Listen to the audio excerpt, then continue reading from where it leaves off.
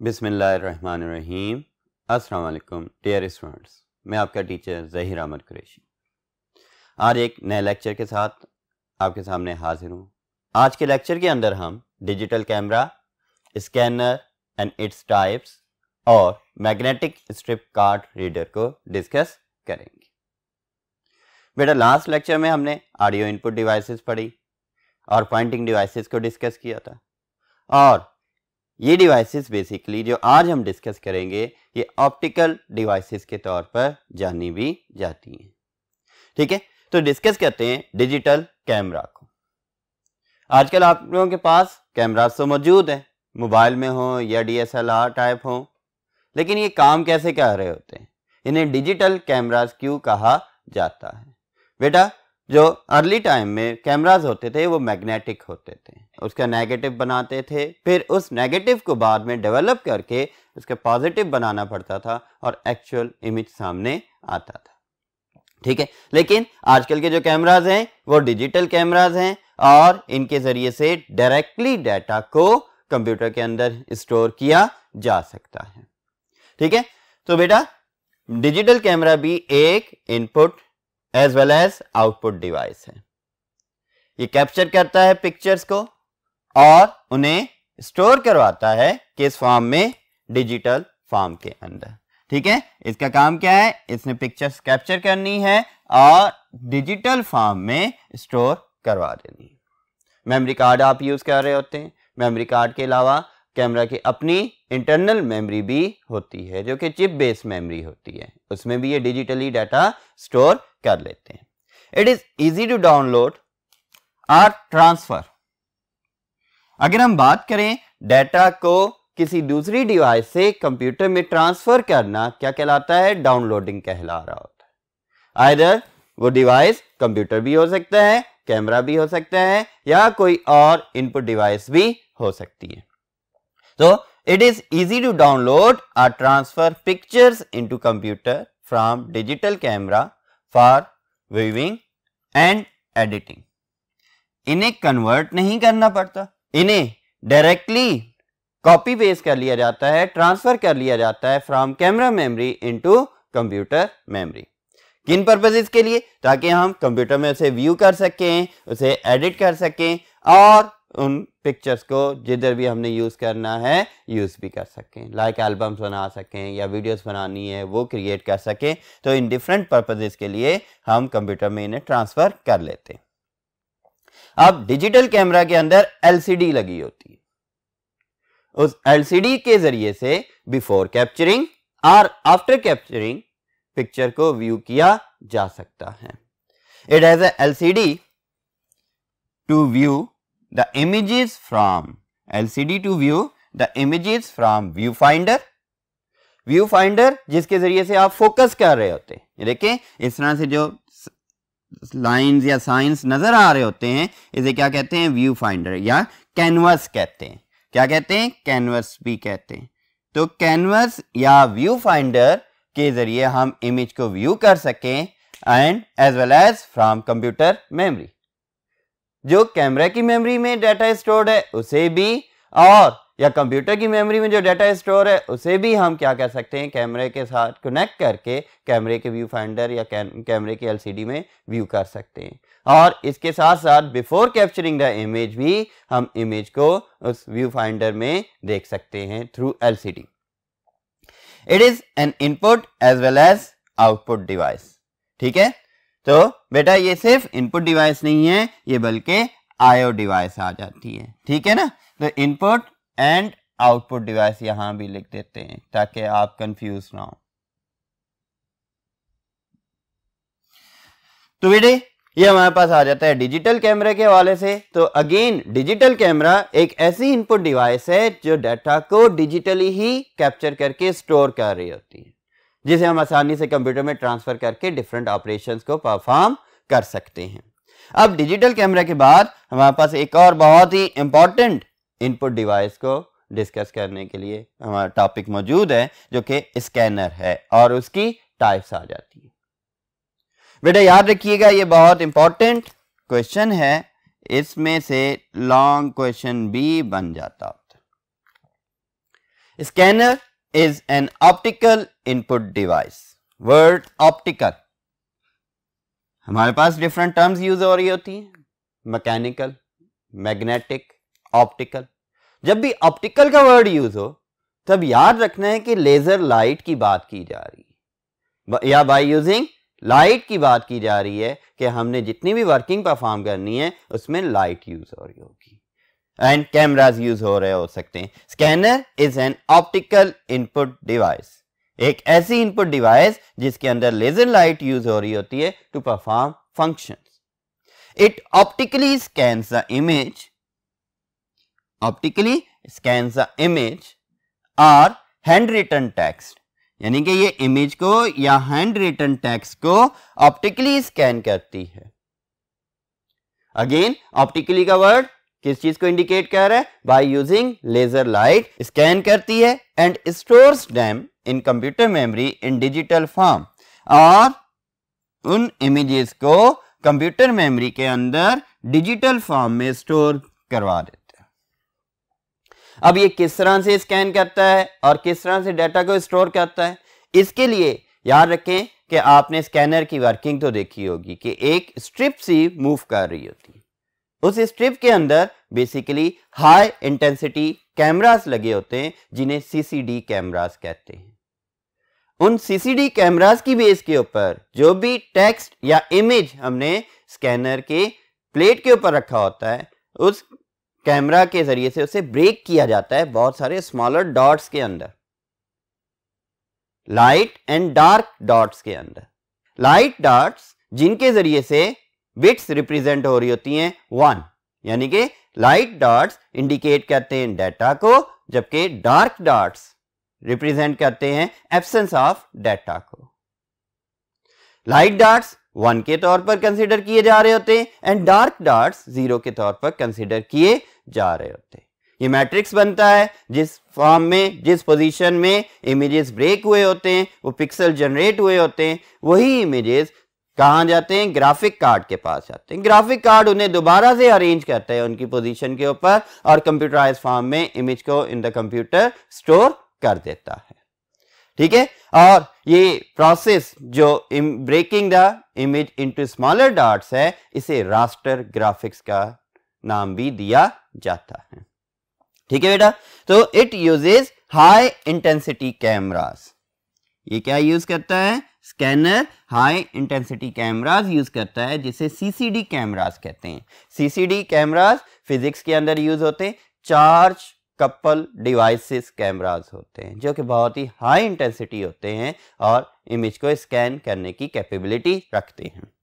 To break the image into small dots या pixels, ठीक है, ये क्या करता है? It uses high intensity cameras called CCD cameras to break the image into small dots pixels to be stored in the computer। ठीक है, मजीद points को हम नेक्स्ट बोर्ड पर डिस्कस करते हैं।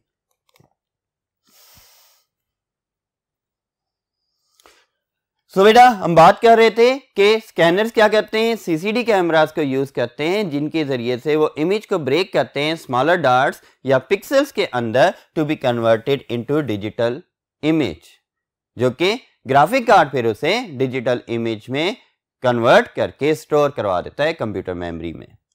It converts hard copy output into soft copy output. Output दो तरह की होती है, नेक्स्ट लेक्चर्स में हम पढ़ेंगे। आप ये याद रखें, हार्ड कॉपी आउटपुट जो कि प्रिंटेड फॉर्म में होती है उसे हार्ड कॉपी आउटपुट कहते हैं, जबकि सॉफ्ट कॉपी आउटपुट ये हमारे पास डिजिटल फॉर्म में या इंटेंजिबल फॉर्म में जो आउटपुट आ जाती है उसे हम सॉफ्ट कॉपी आउटपुट कहते हैं। ठीक है, तो स्कैनर्स क्या करते हैं? हार्ड कॉपी आउटपुट को सॉफ्ट कॉपी आउटपुट में कन्वर्ट करने के लिए यूज हो रहे होते हैं, यानी कि जो डाटा हमने पेपर के ऊपर रखा हुआ था, लिखा हुआ था, उसे वो स्कैन करेगा और on the computer screen show कर देगा। It is widely use to get drawing. ये ज्यादातर यूज किए जाते हैं ड्राइंग, डायग्राम्स, फोटोग्राफ्स एटसेट्रा को स्कैन करने के लिए into computer system for incorporation into documents, ताकि हम उन्हें डॉक्यूमेंट्स में या इलेक्ट्रॉनिक बुक्स के अंदर यूज कर सकें। आप डिफरेंट सब्जेक्ट से रिलेटेड देख लें कि कॉम्प्लिकेटेड सी डायग्राम्स होती हैं, अगर हम उन्हें किसी कंप्यूटर टूल के थ्रू बनाने जाएं तो मे बी वो उस तरह से ना बने, या कोई फ्री हैंड ड्राइंग है, वो फ्री हैंड ड्राइंग आप इतनी आसानी से नहीं बना सकते, जिन्हें हम स्केचेस कहते हैं कंप्यूटर के ज़रिए। उन्हें आप वैसे ड्रा कर लेते हैं और स्कैनर के थ्रू स्कैन करके कंप्यूटर में, इलेक्ट्रॉनिक बुक्स में या अपने डॉक्यूमेंट्स वगैरह में यूज़ कर लेते हैं। तो स्कैनर्स स्कैनिंग इनपुट डिवाइसेस होती हैं जिनके ज़रिए से हैंड रिटन टेक्स्ट को या इमेजेस को स्कैन करके कंप्यूटर में आसानी से स्टोर किया जा सकता है। इसकी टाइप्स की बात करते हैं। तो बेटा टाइप्स अगर देखें तो इसकी 3 मेन टाइप्स आ जाती हैं जो कि आजकल फ्रीक्वेंटली यूज हो रही हैं, that is handheld scanner, flat bed scanners और बारकोड रीडर्स। अब हैंडहेल्ड स्कैनर्स आपने सुपर स्टोर्स वगैरह में स्कैनिंग डिवाइसेस देखी होंगी, वहां पर 2 तरह की डिवाइसेस आती हैं, एक तो बारकोड रीडर्स होते हैं और एक प्राइस टैग को स्कैन करने के लिए डिवाइसेस यूज हो रही होती हैं। पेन लाइक डिवाइस होती है जिसके थ्रू वो प्रोडक्ट के सामने लेकर जाते हैं या किसी भी टेक्स्ट के सामने लेकर जाते हैं और उसे स्कैन कर लेते हैं। इवन न्यूज़पेपर में से एक पीस ऑफ इंफॉर्मेशन को आपने स्कैन करना है, उसके लिए हैंडहेल्ड स्कैनर को जस्ट बड़े स्मूथली मूव करते जाते हैं और वो उसे स्कैन कर देते हैं। Handheld scanner is a pen like scanning input device। ये एक pen like scanning input device है, यानी कि ये कोई बहुत बड़ी डिवाइस नहीं होती, ये एक पेन की शेप की होती है और इसे हम आसानी से पिक करके मूव भी कर सकते हैं। To scan the image the handheld scanner is dragged over the image to be scan. अब देखिए जब भी इमेज को स्कैन करना है हैंडहेल्ड स्कैनर को बड़े स्मूथली उस टेक्स्ट के ऊपर या उस इमेज के ऊपर ड्रैग किया जा रहा होता है।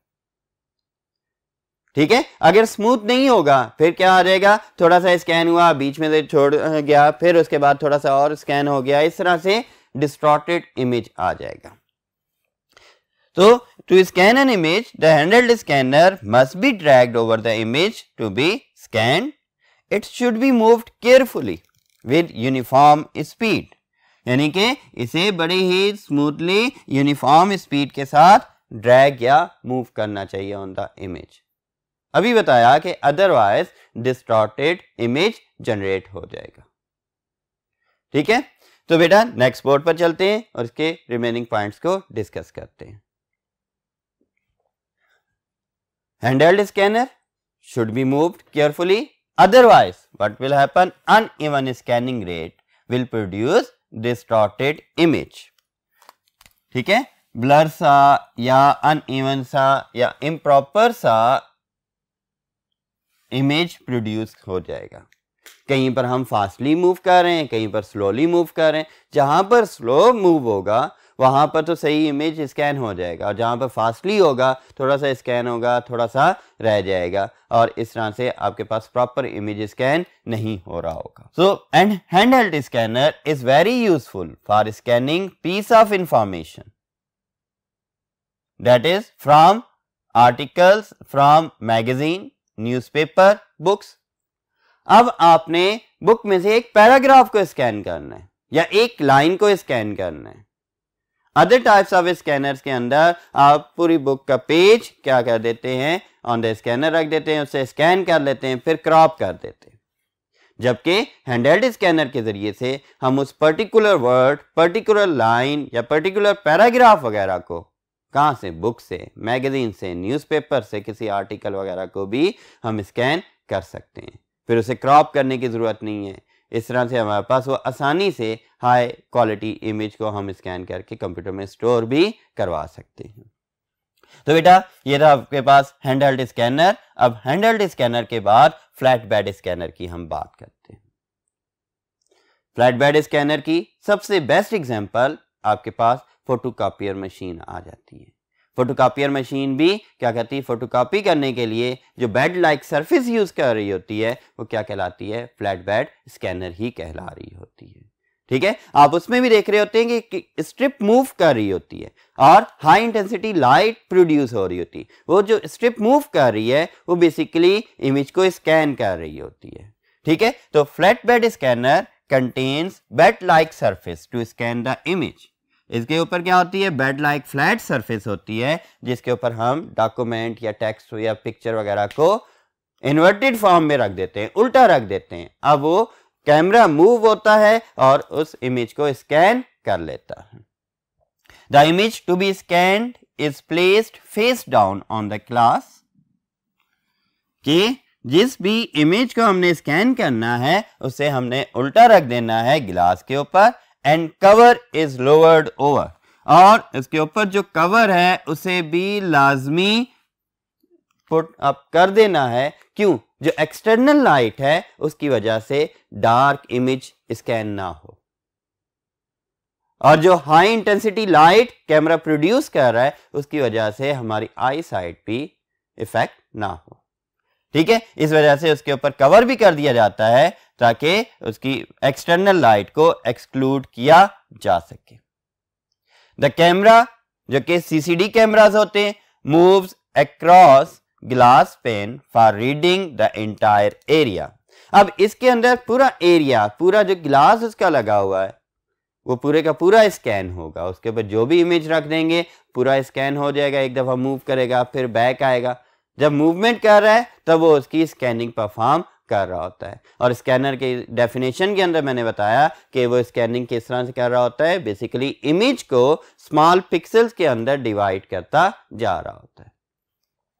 ठीक है बेटा, तो ये आपके पास था फ्लैट बेड स्कैनर। ये ज्यादातर ऑफिसेज में यूज हो रहे होते हैं जिनके जरिए से फॉर्म्स, इमेजेस वगैरह को स्कैन किया जाता है, या डिफरेंट लेटर्स वगैरह को भी स्कैन किया जा रहा होता है।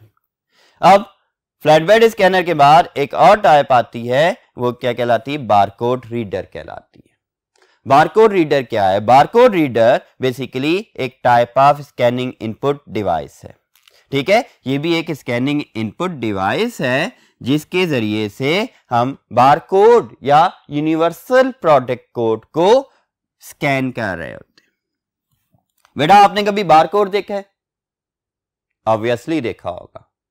आप कोई भी प्रोडक्ट परचेज करते हो, आप कोई भी बुक परचेज करते हो, नोटबुक्स के बैकएंड के ऊपर देखें तो एक स्ट्रिप्ड लाइंस आपको नजर आ रही होती हैं जिन्हें वर्टिकली या जेब्रा स्ट्रिप्ड लाइंस कहा जाता है।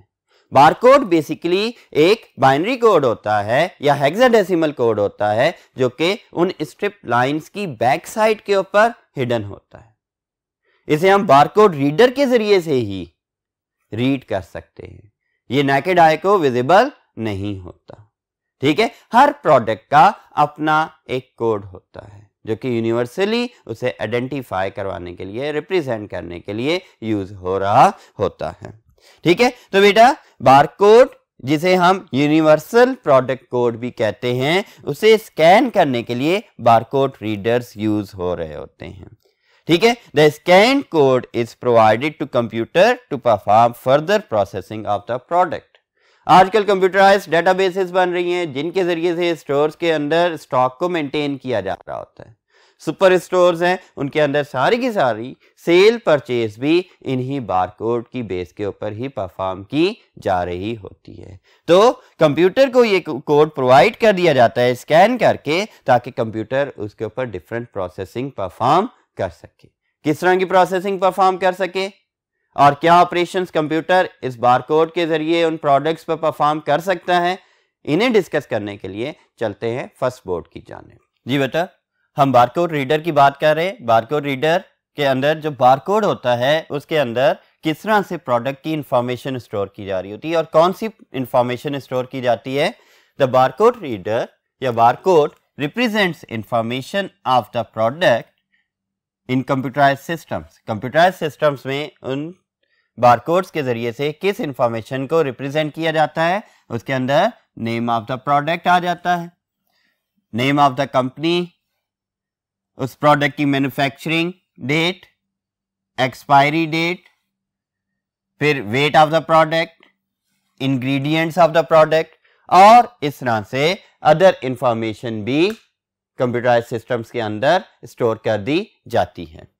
ठीक है, अब computerised system different operations perform कर सकते हैं on the product by using that information. किस तरह के ऑपरेशंस परफॉर्म करते हैं? basically by using their barcodes such as generating bills. बच्चों, आप स्टोर्स पर जाते हैं, आप प्रोडक्ट्स ले आते हैं on the counter. Counter man क्या करता है, उन प्रोडक्ट्स का बिल जनरेट करता है. कैसे? वो बारकोड स्कैनर के सामने उन प्रोडक्ट्स के बारकोड को करता जा रहा होता है और वो स्कैनर या रीडर, जो बारकोड रीडर है, उन्हें रीड करता जाता है और कंप्यूटर के अंदर ऑटोमेटिक बिल जनरेट करता जा रहा होता है. ठीक है, आपका बिल बन जाता है, वो रसीद आपके सामने आ जाती, लेकिन उसमें जो काउंटर पर्सन ने टाइपिंग नहीं की, जस्ट वो स्कैनिंग करता जा रहा है और बिल खुद ब खुद जनरेट हो रहा है, प्राइस भी खुद ब खुद आती जा रही है. वो प्राइस कहां सेट हुई थी? जब वो प्रोडक्ट्स उस स्टोर ने परचेज की, स्टॉक में लेकर आए, तो वहां पर कंप्यूटर डिपार्टमेंट ने उसकी प्राइस सेट कर दी थी और वही प्राइस यहां पर बिल में फेच कर ली जाती है. स्टॉक मैनेजमेंट, जब प्रोडक्ट सेल आउट होती जा रही हैं तो स्टॉक में से माइनस होती जा रही होती हैं और इंडिकेटर्स भी लगे होते हैं डेटाबेसेस के अंदर या कंप्यूटराइज्ड सिस्टम्स के अंदर कि ये प्रोडक्ट अब आउट ऑफ स्टॉक हो रही है. और उसी कंप्यूटर स्क्रीन के थ्रू पर्सन को, मैनेजमेंट को पता लग रहा होता है कि कौन सी प्रोडक्ट क्या ऑर्डर प्लेस करना है, कौन सी प्रोडक्ट्स के ऑर्डर प्लेस नहीं करने, कौन सी रनिंग प्रोडक्ट्स हैं, कौन सी ब्लॉक प्रोडक्ट्स हैं. तो ये सारे के सारे काम किसके थ्रू हो रहे होते हैं? हमारे पास बारकोड के थ्रू हो रहे होते हैं आजकल. फिर अकाउंट अपडेट, अगर कोई प्रोडक्ट सेल आउट हो रही है तो उसकी बेस पर अकाउंट तो जनरेट हो रहा है, अकाउंट में चेंजेस आ रही तो वो भी ऑटोमेटिकली अपडेट किया जा सकता है. Prices may not be kept as part of barcode, लेकिन याद रखें बारकोड के अगेंस्ट जो इंफॉर्मेशन स्टोर कर रहे हैं हम उनमें प्राइसेस को फिक्स नहीं करते या बहुत कम फिक्स किया जाता है. ऐसी प्राइसेस फिक्स कर दी जाती हैं या ऐसी प्रोडक्ट्स की प्राइसेस फिक्स कर दी जाती हैं जो कि फिक्स्ड होती हैं, जो चेंज नहीं होनी होती. और जब प्राइस वेरिएशंस आ रही होती हैं कि एक दफा ऑर्डर था उसमें प्राइसेस कुछ थी, नेक्स्ट टाइम ऑर्डर के अंदर प्राइसेस चेंज हो रही हैं, तब वहां पर प्राइसेस को बारकोड इंफॉर्मेशन का हिस्सा नहीं बनाया जाता.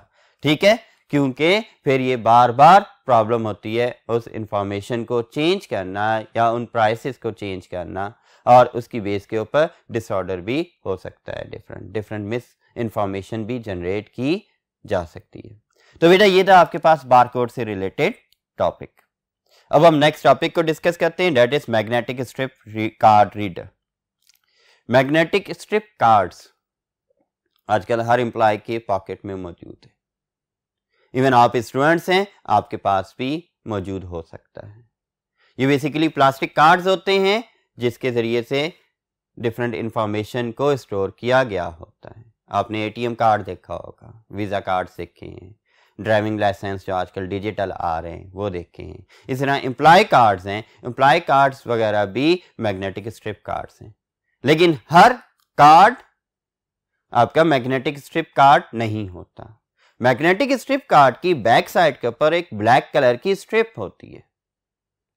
जो भी इंफॉर्मेशन है उस कार्ड होल्डर की, वो इंफॉर्मेशन उस स्ट्रिप के अंदर मैग्नेटाइज फॉर्म के अंदर स्टोर्ड होती है. और जब भी हम उस कार्ड को स्वाइप करते हैं बाय कार्ड रीडर, तो वो इंफॉर्मेशन मैग्नेटिक हेड रीड करता है और कंप्यूटर को प्रोवाइड करता है ताकि उसके ऊपर फर्दर प्रोसेसिंग परफॉर्म की जा सके. आपने एटीएम कार्ड या आपने पॉइंट ऑफ सेल के ऊपर क्रेडिट कार्ड्स वगैरह तो यूज किए होंगे. आप स्वाइप करते हैं और वो इंफॉर्मेशन उधर ट्रांसफर हो जाती है. तो बेटा वही चीज मैग्नेटिक स्ट्रिप कार्ड रीडर का काम आ जाती है. It is also an input device. It reads the information encoded in magnetic strips located on the back of plastic card. Black colour की मैग्नेटिक स्ट्रिप होती हैं, उनके अंदर वो इंफॉर्मेशन इनकोड की गई होती है. किस तरह से? मैग्नेटिकली इनकोड की गई होती है. Magnetic strip stores the data in the form of tiny magnetised particles. Basically magnetic information मतलब के magnetised and non magnetized particles के फॉर्म में डाटा को स्टोर किया जाता है। जो मैग्नेटाइज्ड पार्टिकल्स होते हैं वो डाटा को रिप्रेजेंट कर रहे होते हैं और non magnetized particles absence of data को रिप्रेजेंट कर रहे होते हैं। मींस मैग्नेटाइज्ड पार्टिकल्स के जरिए 1 को रिप्रेजेंट किया जाता है बाइनरी नंबर्स में और नॉन मैग्नेटाइज्ड के जरिए से 0 को रिप्रेजेंट किया जा रहा होता है। इस तरह से बाइनरी इंफॉर्मेशन मैग्नेटाइज्ड पार्टिकल्स के जरिए से उन स्ट्रिप्स के ऊपर स्टोर कर दी जाती है। लाइक क्रेडिट कार्ड के अंदर आपका अकाउंट नंबर, अकाउंट्स डिटेल आती है, अकाउंट नेम, सिग्नेचर, ये चीजें आ रही होती हैं। ठीक है, कोई पिन कोड है वो भी इसके अंदर मैग्नेटाइज्ड फॉर्म में स्टोर किया गया होता है, जो कि मैग्नेटिक रीडर जो है या मैग्नेटिक कार्ड रीडर जो है सिर्फ वो ही उसे रीड कर सकता है। हम वैसे किसी और तरह से उसे रीड नहीं कर सकते। बाकी पॉइंट्स को नेक्स्ट बोर्ड के ऊपर डिस्कस करते हैं। जी बेटा, so magnetic cards are swiped into card readers. अभी आपको डिस्कस किया कि जी इन्हें हम क्या करते हैं, कार्ड रीडर्स के अंदर स्वाइप करते हैं टू रीड द इंफॉर्मेशन, ताकि उन कार्ड्स में से इंफॉर्मेशन को रीड किया जा सके।